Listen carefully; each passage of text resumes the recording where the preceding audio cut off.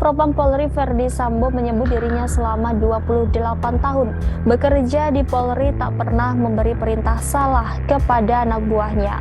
Hal ini disampaikan Verdi Sambo dalam sidang lanjutan kasus Brigadir J pada Kamis 22 Desember. Verdi Sambo mengungkapkan pengalamannya saat menjabat sebagai perwira tinggi di Polri.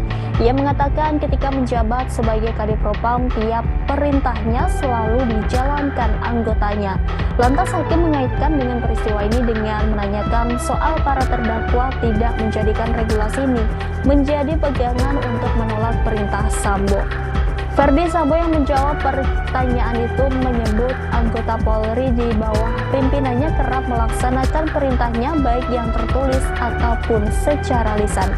Lanjut, Sambo ia akan bertanggung jawab atas perintah salah kepada anggotanya untuk menonton dan mengkopi CCTV terkait kematian Brigadir J.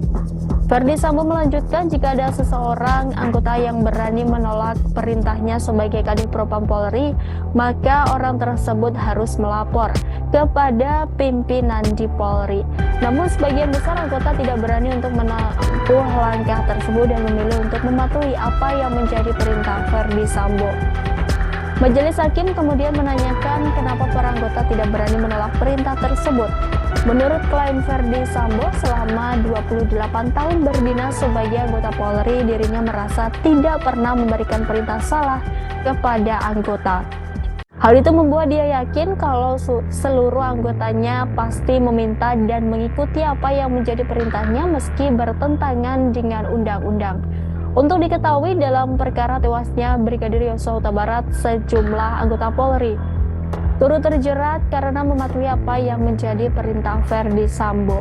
Puluhan anggota Polri mendapat sanksi etik dan mutasi hingga dipecat dari kepolisian.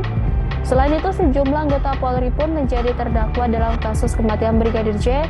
Mereka diantaranya yakni Richard Eliezer Pudiang Lumiu atau Baradae, Ricky Rizal alias Bribka RR Hendra Kurniawan, Agus Nurpatria, Cuk Putranto, Baikuni Wibowo, Arif Rahman Arifin, dan Irfan Widianto.